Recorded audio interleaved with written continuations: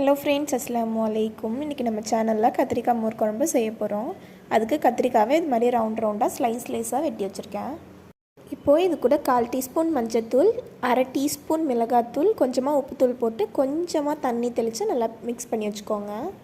இப்போது ஒரு தோசைக்கல்லில் எண்ணெய் ஊற்றி கத்திரிக்காய் ஒன்று ஒன்றா போட்டு பொரித்து எடுத்துக்கலாம்.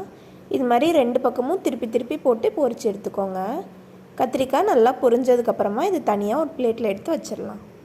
இப்போது ஒரு கடாயில் எண்ணெய் ஊற்றி காஞ்சதும் கடுகு, 3 வரமிளகா, கொஞ்சமாக கருவேப்பிலை, சின்ன சைஸ் வெங்காயத்தில் ஒரு வெங்காயத்தை அரிஞ்சு வச்சுருக்கேன். அதை போட்டு லைட்டாக வதங்கினதுக்கப்புறமா தக்காளியை போட்டு நல்லா வதக்கி விட்டுக்கோங்க. இப்போது இந்த தாளிப்பை கட்டிகள்லாம் எதுவும் இல்லாமல் தயிர் கரைச்சி வச்சுருக்கேன். அந்த தயிரில் கொட்டி நல்லா கலந்து விட்டுக்கோங்க. ஏற்கனவே பொரிச்சு வச்சுருக்க கத்திரிக்காயும் போட்டுக்கோங்க. இப்போது இது கூட ஒரு சிட்டிகை உப்பு போட்டு நல்லா கலந்து கொடுத்துக்கோங்க. அவ்வளோதான், கத்திரிக்காய் தயிர் குழம்பு ரெடி ஆயிடுச்சு. இந்த வீடியோ பிடிச்சிருந்தா நம்ம சேனலை சப்ஸ்கிரைப் பண்ணிக்கோங்க.